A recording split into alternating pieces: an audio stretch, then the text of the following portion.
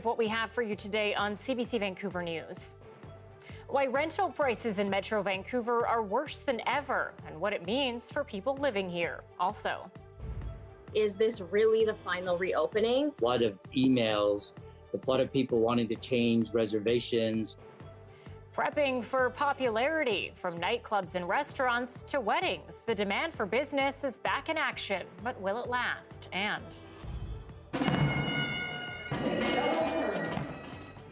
Canadian curlers welcomed by the Beijing bagpipers, bringing a little Scotland to the Olympics. This is CBC Vancouver News.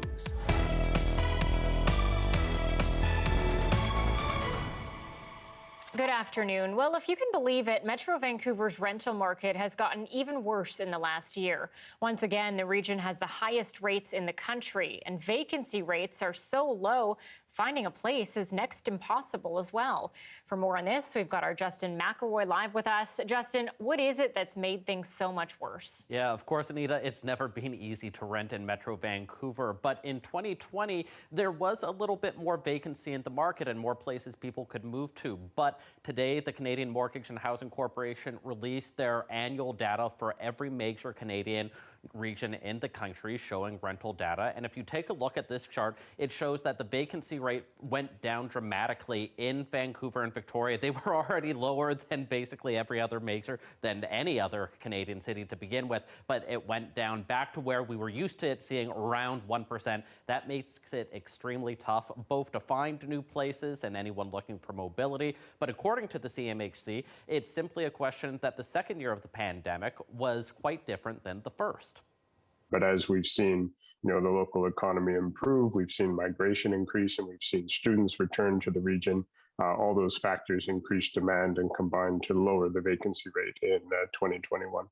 So, it does make sense. You think about students returning to universities on campus in the fall, the fact that there was a little bit more travel happening in 2021, people maybe being in those apartments for 4 or 5 months of the year instead of renting them out.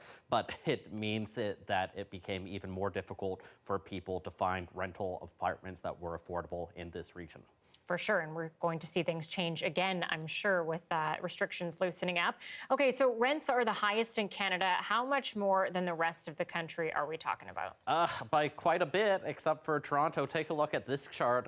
It shows every major region in the country, and this is the entire region. So we're not just talking at the city of Vancouver for this average. We're talking the whole of Metro Vancouver and Greater Victoria. And look at that, $2,500 for Vancouver. It's $1,000 less if you're in Calgary or Montreal or Edmonton. You spread that out over the year. That's a heck of a lot of money for people to be putting in their rents. Now, it didn't go up by quite as much in the last year because the government had a rent freeze in place, but that was lifted at the beginning of this year, meaning rent's probably going to go up a little bit more. We're already number one, nowhere further up to go, but as always, a pretty difficult and grim picture for people looking to get into the rental market in this region.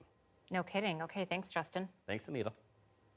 RCMP are releasing details tonight of a violent attack on the site of a controversial natural gas pipeline project near Houston, BC. It hasn't been explicitly linked to previous protests, but as Lindsay Duncombe reports, police warn this is unlike anything they've encountered before. The slashes on this truck are from an axe. RCMP say an attacker swung it at the vehicle when someone was inside. The police say 20 people with axes and torches forced 12 workers to flee this site. And then they say the attackers likely used Coastal GasLink's own heavy equipment to wreck the property. When RCMP officers arrived on scene, their path to the drill site was blocked by trees wrapped in chicken wire and set on fire. One officer stepped on a board of nails. The force says it was set as a booby trap. This has nothing to do with protesters. This is strictly a group of 20 or so really violent and severe criminals, very unintelligent. I can't see how this is ever going to help any cause for protest. This is sickening. I'm disappointed. The attack happened at a drilling site near Houston, BC. The pipeline being built by Coastal GasLink is planned to extend from northeast BC to Kitimat on the north coast, through the territory of the Wet'suwet'en Nation.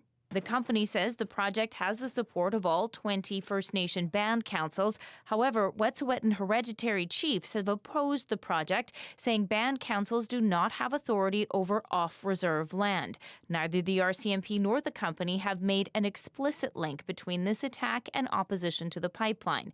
In a statement, Premier John Horgan called the attack reprehensible, adding intimidation and violence should be condemned by all British Columbians. Police expect to release more details about the suspects soon. Lindsay Duncombe, CBC News, Vancouver. CBC has tried to reach First Nations leadership and the pipeline protesters, but we have not heard back.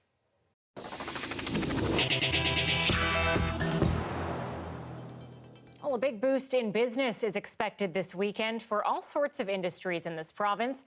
For the first time in months, bars, restaurants, and even halls will be able to run at full capacity, and dance floors are open. But as Isabel Regam tells us, while some restrictions are still in place, many businesses are bracing for a weekend that'll look much like those pre-pandemic days.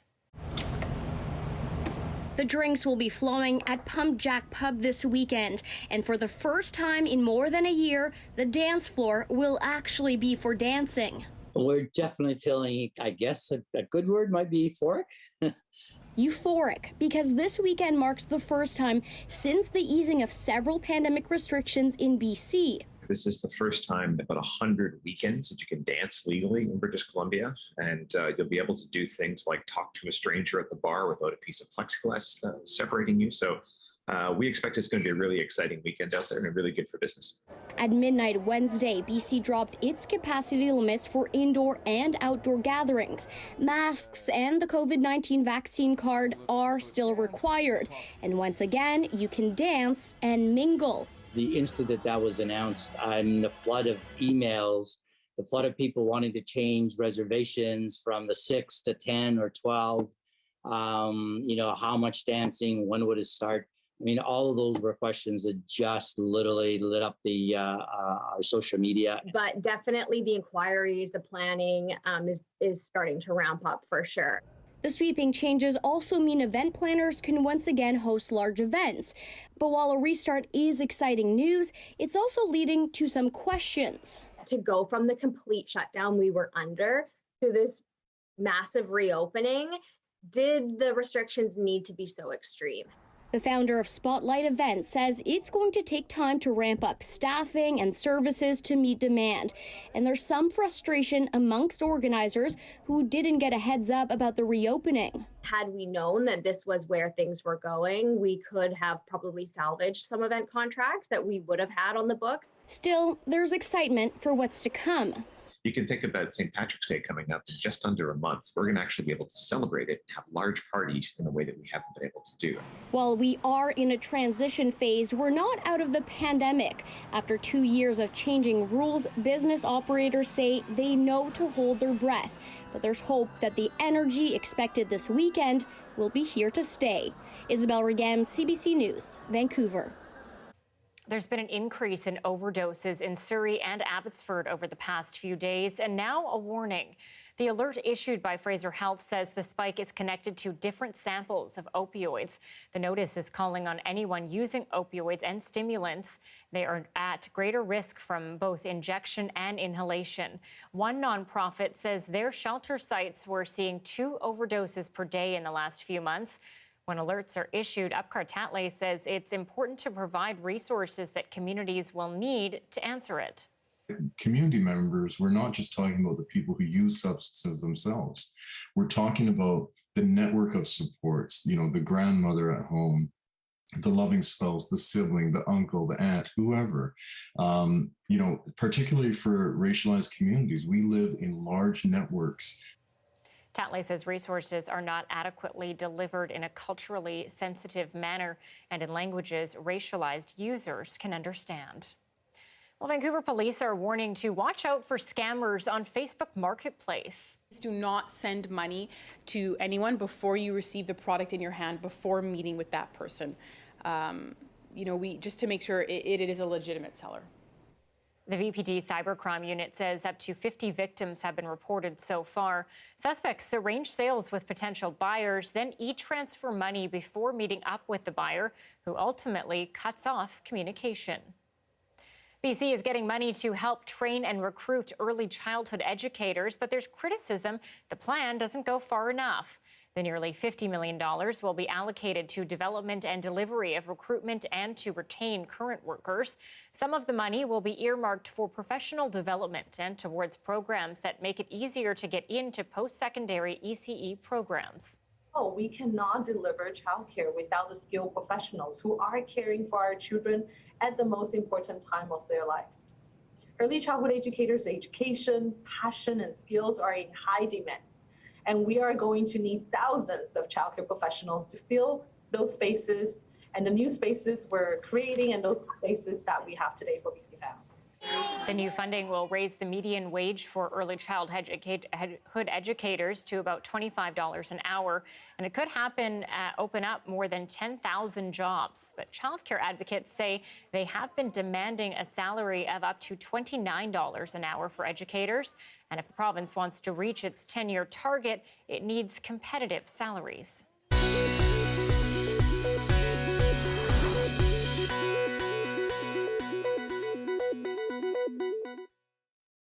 It's been nearly 4 years since the community of North Ruckle in Grand Forks was inundated by floodwater. Once the water receded, the threat of future flooding became apparent, and a decision was made to clear out the neighborhood. Now our Brendan Coulter tells us he's speaking with a man in Grand Forks who is racing to collect memories of the once vibrant community. With digital technology, this man is hoping to capture the spirit of a disappearing section in his hometown. And I'd like people in the future to be able to see it, because 5 years from now, you go through this, there'll be no houses whatsoever. Longtime Grand Forks resident Les Johnson is working to create a digital archive of the North Ruckle neighborhood before it's too late. In May of 2018, intense rainfall caused several rivers in the southern interior to overflow, damaging homes and displacing thousands of people in Grand Forks and Osoyoos. North Ruckle sits on the bank of the Kettle River and was hit hardest by the flooding. What I'm doing is I'm trying to capture the layout, what was here, and hopefully eventually I'd like to capture the feeling of the community. To prevent future flooding, the city of Grand Forks bought the neighborhood, and houses are being torn down to build a dike and set aside land for floodplain and wetlands.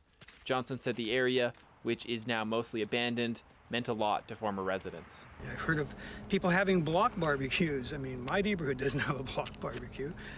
To me, that means that there are people who had a sense of community. They knew their neighbors. Johnson has been walking around North Ruckle, taking photos of every house from different angles. He also drove around the neighborhood with a 360-degree camera mounted on the roof of his car. Johnson's goal is to preserve a visual record of what once was. This is the community I'm going to be in until I die, I'm pretty sure, either in this community or right close by. And I think that the community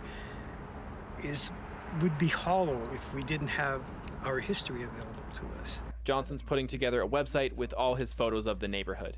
He's also working to develop a street view style platform so people can see North Ruckle after it's gone. 360-degree shots, and then you can move up the street, look at different places. Johnson hopes to broaden the project to eventually include stories from former residents. This is something that's going to be happening in communities everywhere. Managed retreat. If we don't record that, if we don't make it possible for future generations to see what it was like, then we're losing a bit of our story of how we got to where we are. He says projects like this one become more important as the climate crisis accelerates. Brendan Coulter, CBC News, Grand Forks.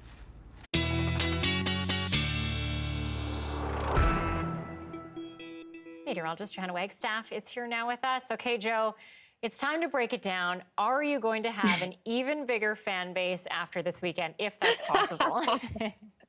Yes, Anita, all I have to do is turn around the cloud and drizzle that we saw all week long here on the South Coast. And I think I can do it for Sunday and Monday. With the help of a little high pressure system and an Arctic cold front, we do have to get through one very rainy Saturday, though. But that does mean mountain snow. There's something for everyone in this forecast. Let me take you first to the current temperatures. which have been very steady this week. Consistent has been the name of the game all week long. 8 once again at YVR. We did hit 9.5 briefly yesterday. Not much going on in the satellite and radar other than that low marine cloud, patches of drizzle. That has been our story. I do think there's a chance, as has been the case the past couple of mornings, of seeing some sunny breaks in the next couple of hours. Look for a nice sunset in Metro Vancouver. The cold front is a coming though, and that is going to bring us rain through our Saturday. Taking through the forecast, here's midnight, 1 a.m., starting to fill in. By the morning hours, we'll see that rain for the south coast. Look at that purple though. That is translating to a good 20 centimeters for our local mountains. And we do need it. We've been in a bit of a snow drought after such a good start to the season. So look at all that blue as I take you through Sunday. Lots to come with our Saturday system. But then check that out. Sunday, Monday. How much longer can I go? Oh, wow. All next week, Anita. I just have to watch this cold overnight, but we deserve this run. I mean, I gotta say, I think I like you even more after seeing that. Thanks, Anita. Thanks, Joe. You're welcome. Well, the women's gold medal hockey game was a showstopper, and after that tense action, the gold is coming home to BC. Very nice there. Tipped it down behind the net. And that will do it. The heartbreak is over. The Canada gold. They did it with an impressive defensive-minded effort against longtime American rivals, winning by a score of 3-2 in Beijing.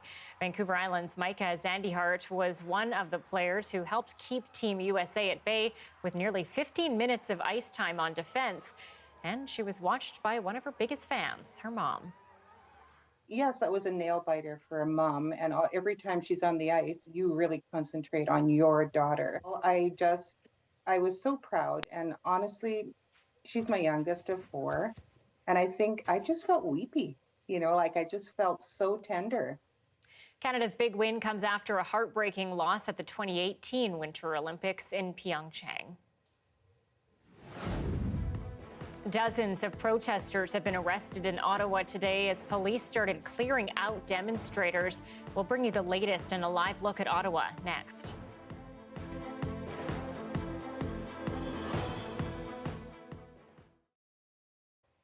Thanks for staying with us during our commercial-free live stream. From paw prints in the snow to odd howls in the night, wild animals have been leaving clues of their presence in the city of Regina. It's gotten a group of researchers curious, so they set out to catch a glimpse of the wildlife living in the city. One of our cameras, we managed to record sharp-tailed grouse, which are the provincial bird, which is kind of unheard of in the city. They usually try to avoid city areas, so that's pretty neat. Finding proof of sharp-tailed grouse in an urban setting was a surprise to Ryan Fisher. Over the past several months, Fisher has been setting up more than a dozen trail cameras and audio boxes all over Regina, recording wildlife moving in and out of the city. In most urban settings, the animals usually stick to the outskirts of town. But Fisher says Regina's layout is what makes this study interesting. We're kind of surrounded by agricultural cropland matrix. In the city, there's lots of these big old trees. And so we were kind of curious whether or not that trend would still be the same as some of the other cities. Being close to farmland and with lots of parks means animals are thriving, including rabbits and Canada geese at Wascana Lake. But when Fisher started combing through the photos, he was shocked to see what else was out there. At some of our sites that are what you would sort of describe as in the middle of Regina, we've seen deer and coyotes making use of those areas. We found raccoons on our camera, which is kind of interesting and something that we didn't expect. We also pick up some birds, which is kind of unusual. So little gray partridge, those little pack of birds that you sometimes see running around neighborhoods. Some Regina residents were also surprised to hear there are raccoons living among us. I know that friends that live out in Victoria in BC, they are everywhere, so they know, they've seen them, but as a Saskatchewanite, I've never seen one. Yes, we had one in our backyard once. That's the only one I've ever seen in Regina. I saw lots of them in Toronto, but that's the only one I've ever seen that drove the cat crazy. No, I've never seen a raccoon. Are there raccoons? Oh. There are raccoons. Holy, I don't like that. Fisher believes understanding wildlife patterns will help urban planners as the city expands, but it will also help us monitor longer-term environmental impacts. in the winter, in spring, summer, and fall, we'll hopefully be able to understand how the wildlife community is changing over time, potentially in response to climate change. Fisher says this is just the beginning of their research. This summer, he'll be also adding bat detectors to collect the critters' echolocation calls.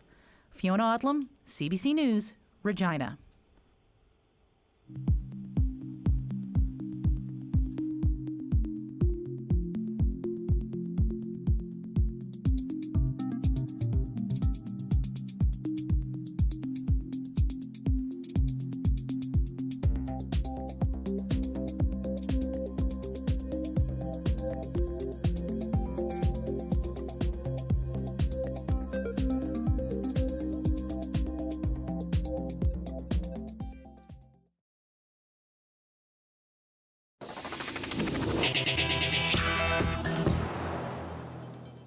Welcome back. I want to take you live to Ottawa now, where tension is rising. Officers say they are being assaulted and facing attempts by protesters to disarm them. So far, at least 70 people have been taken into custody.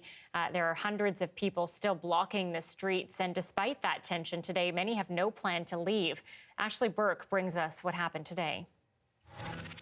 Hold that line! After 3 weeks and numerous warnings, police moved in. Demonstrators tried to hold their ground. No fighting! No fighting, guys! But for the first time, they were outnumbered by police. Some surrendered, others fought back. What are they doing to us, man? Police made arrests one after another. By early afternoon, more than 70 hauled out. The police are holding no integrity. It's just a sad day in Canada. This massive operation came after mounting pressure for police to take action. RCMP, OPP, and local police joining forces, deploying a tactical team, waves of reinforcements, and horses to push this crowd back and clear demonstrators out. We will run this operation 24 hours a day until the residents and community have their entire city back. In this crowd, a family with 5 children aged 9 to 18, leaving in tears. They say their father fell and police took him away in handcuffs. He's now somewhere in this line, off to be detained. I was more worried about losing one of these guys because they're just pushing, everyone's pushing in all directions. It's hard to keep track. So we just kind of held each other, and it was pretty kind of scary, honestly. Police had warned parents it was illegal to bring their children here and urged them to keep kids away. I don't blame them for not wanting kids there, but at the same time, if you're gonna make that situation like that, it's kind of on you, right? Earlier, police had targeted those in trucks, smashing windows if they wouldn't get out. Police just swarmed in from everywhere and pulled everyone out of the trucks and hauled them away. Then hauled their vehicles away too. Clearing these roads could take days, but the priority first, getting demonstrators out. Ashley Burke, CBC News, Ottawa.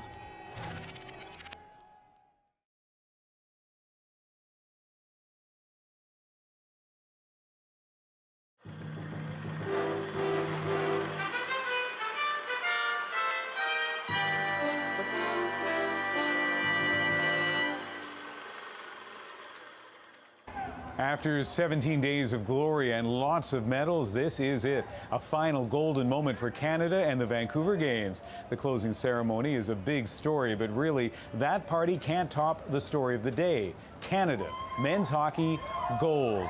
Chris Brown saw the nail-biter and the pandemonium that's filled the streets. Chris? Well, Ian, the men's hockey team took Canadians on an incredible shared journey today where it seemed everyone in the country was experiencing the same feelings of delight and then agony and then finally a storybook ending. Canada's journey to the top of the hockey world started with some incredible moments of raw patriotism. In the shadow of Canada Hockey Place, a road hockey game where the police took on the spectators. And where else in the world can you be a policeman and play road hockey and not get fired? The costumes were over the top. These guys dressed up as butchers with rubber chickens as the U.S. players. Burke, you're going down. A-O, Canada, go. A-O, Canada, go. USA, baby. Yeah. And for the poor U.S. fans, they took a mostly good-natured razzing. We beat you once, we'll get you again. Those lucky enough to go inside had tickets to perhaps the single biggest hockey game ever played on Canadian soil. Probably the most sought-after ticket, not only North America, but in the world. People could have watched from home, but this is something many wanted to share. So as early as 7:30 in the morning, thousands lined up outside Vancouver bars and any other place with a TV set, including the Canadian Embassy in the U.S. capital. It's just like siblings. Every sibling loves a good sibling rivalry. It's definitely going to be a fight to the end. I cannot wait to the last 5 minutes of the game. That was prescient. Canada scored early and carried a 1-goal lead to the end of the third period. But then, with just 24 seconds left and the U.S. goalie out for an extra attacker, the Americans evened the game. It was into overtime, and for shell-shocked fans, the hyperventilating began. It's crazy. I'm shaking. I'm freaking out. Then, 7 minutes and 40 seconds into sudden death, Sidney Crosby sent the nation into hockey ecstasy. That shot was a beauty, like an absolute beauty. I brought tears to my eyes. It was so awesome. Crosby finally came through. He's been playing great the entire tournament, but he just wasn't getting to the net, and he finally did it. Gold! Yes! As the gold medals were presented, the anthem played, and outside it was as if the entire nation was singing along.